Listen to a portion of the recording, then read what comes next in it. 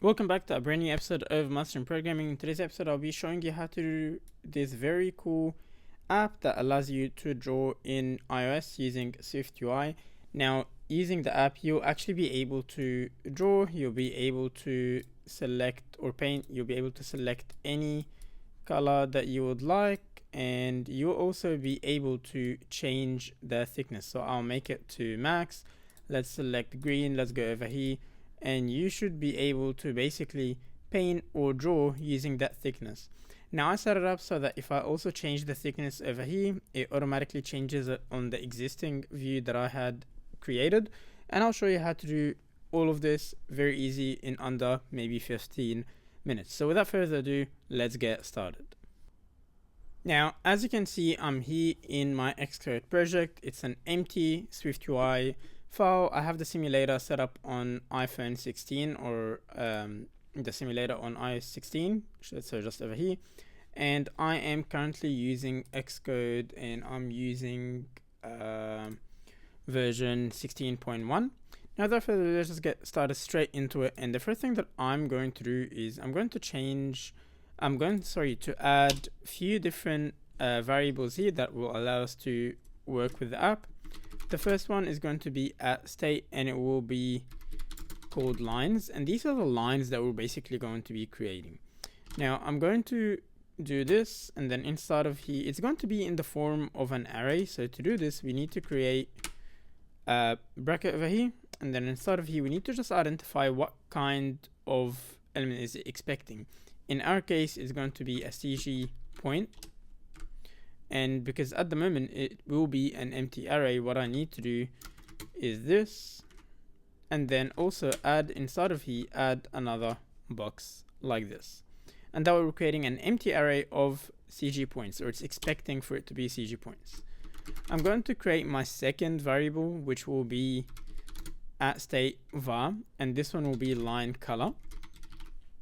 So again, this will simply just be the color that the lines will be, and I'll say color, and by default we can just give it black, but you can change this for it to be anything that you would like.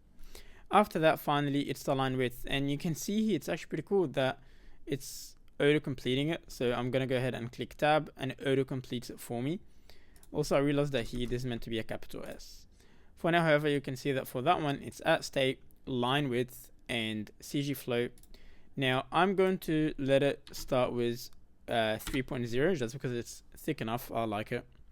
And inside of here, I'm actually going to go ahead and entirely remove everything inside of my view, and we're going to create it from scratch. Now what I would like to do is create a VStack, and inside of my VStack I'm going to have a ZStack, and that will allow us to put the lines on top of our canvas basically, because ZStack allows it to be over each other while VStack on top of each other. Now I want my canvas to have a white background, so I'll simply say color.white, and then to make that fill the entire screen, what I'll do is I'll say dot edges ignoring safe area, and I'm going to say that way we fill the entire screen basically. Now after that, we are going to create a for each statement, and I'm going to say for each 0 dot dot lines dot count. So basically I'm going over the lines that I have here. So for each single point, or for each single line that we added, let's first create an ID, and that way we can iterate over it. And I'll say dot self, and that way it manages that entire ID creation on its own. After that, I'll say line index,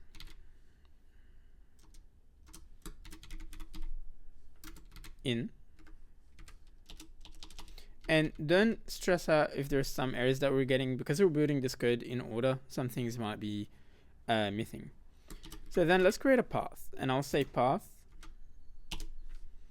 and inside of here we can go ahead and say path in, just like this, and I'll say let points is equal to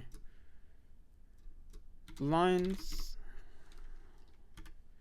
and then line index, just like this. Just because things can go wrong, I'm going to say guard points dot can is greater than 1, else, and here I'll say return, just like this.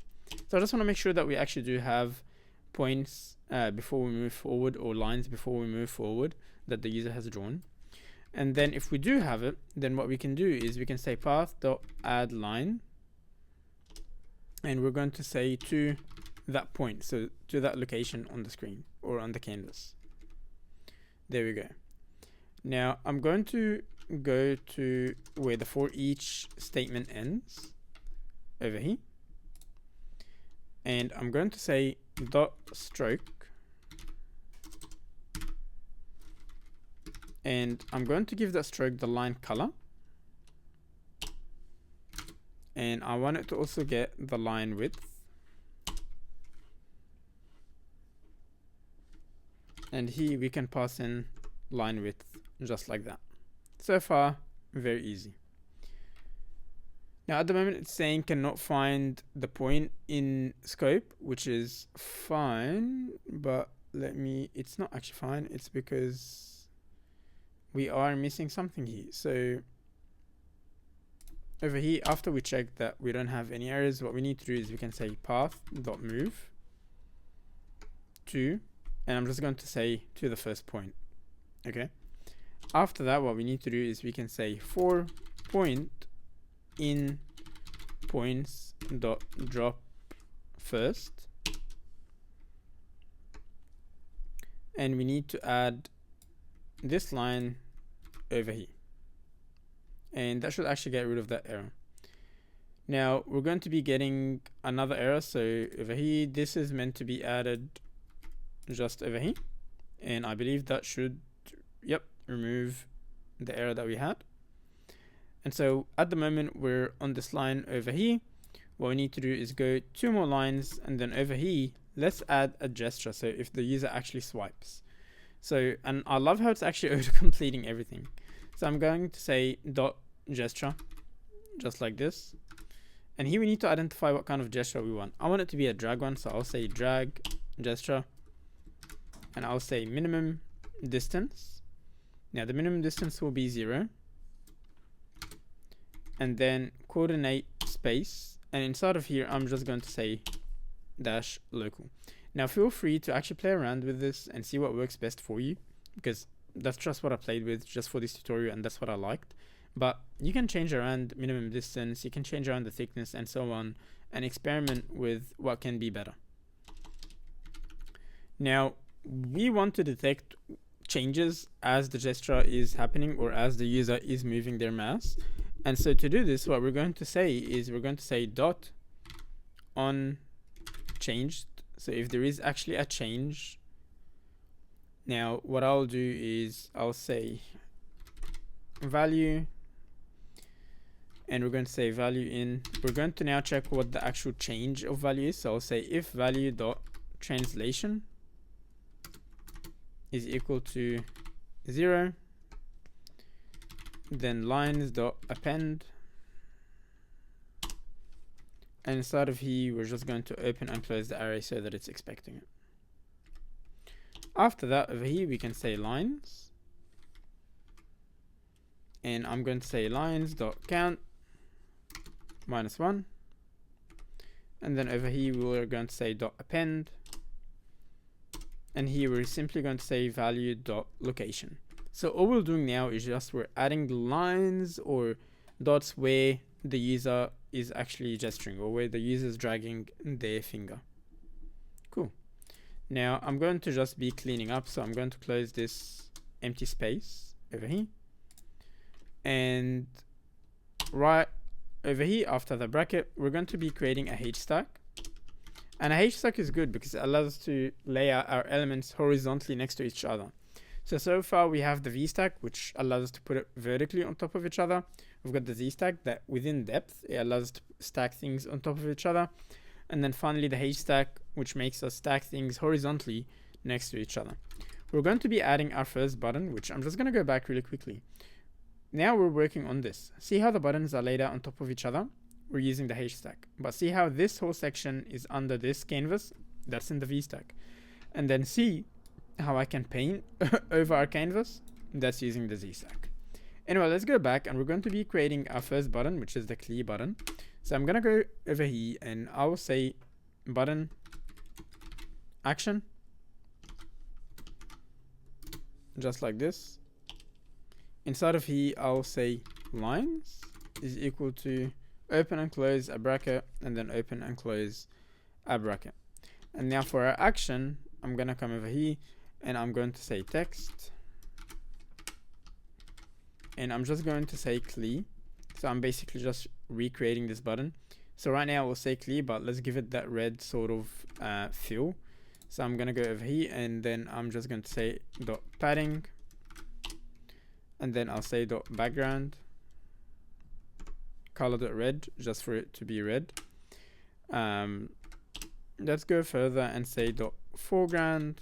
By default, I think the color of the buttons are blue, like the text.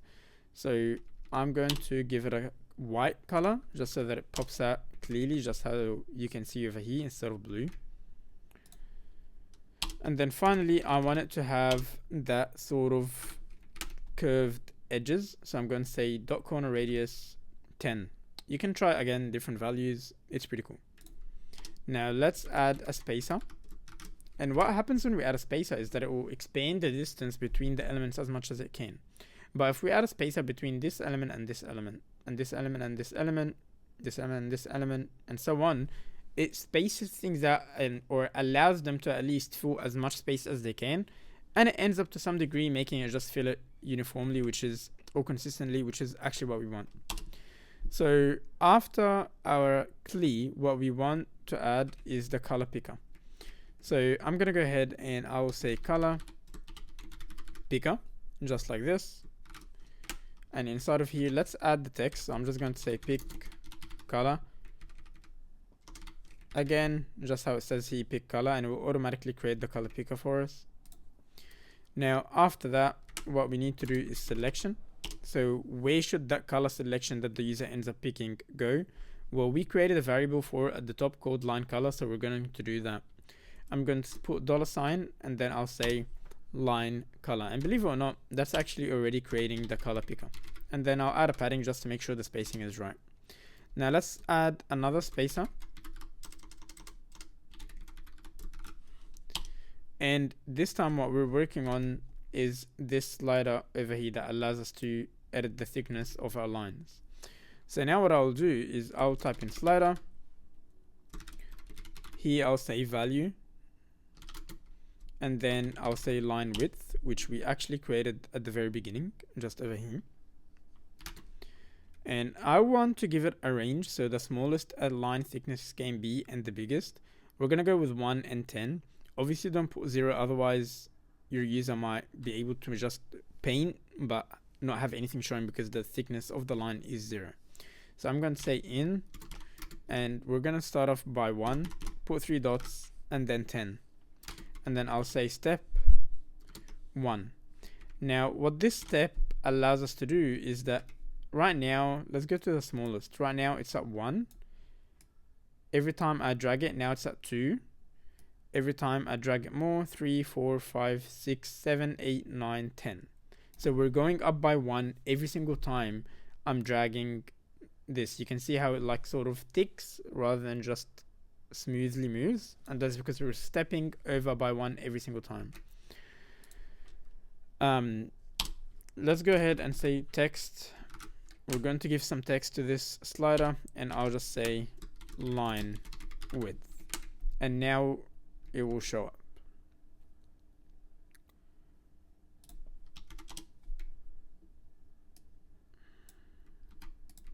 There we go. Cool. Now I'm going to be adding padding as usual, and I'm also going to be adding a frame, and I'll show you what the point is of that frame. And I'll say width 150. Now if I don't add a frame, this will stretch out a little bit more, but we don't need it to stretch out because this is enough space. Again, play around, then add a frame and see how that will look like. Now believe it or not, that is actually the main view already done. So now what I'll do is I'll just add some extra padding for the entire view. So I'll say dot padding, and then finally I'll say background, and inside of here I'll say color, and I'll say system color, and then bracket Here I'll say UI color dot system gray, and we are gonna go with 5, just like this. Amazing. Now again, believe it or not, this is actually done. So before I run it, this is how the app currently works. We can clear, we can select any color we want, and we can also change the thickness. Now what I'll do is I'm gonna go ahead and run this app again, and let's have a look at whether that app that we just created works exactly the same or not. So I'm gonna go back. You can see that it's opening. Okay, straight away everything looks exactly the same. The only difference is that this button is very clear in red, and it's not, doesn't have that opacity, which I actually like more. Let's go ahead and try paint. So the black seems to be working fine. Amazing. Clear button works well. Let's see if let's pick a color we haven't picked. This one is working fine too. And let's make it extreme thickness. That seemed to be working. Ooh. Let's see if I change this, it changes it as well. And just to have a laugh, let's go ahead and see if I can select maybe, yep, perfect. Yeah, so the selection tool works as well. Thanks so much for watching. I hope you did enjoy this episode, and I hope you learned something from it. I'm sure, or I hope that you do come again for future episodes, and I can't wait to explain and reply to all your comments. Thanks so much for watching, and see you in the next episode.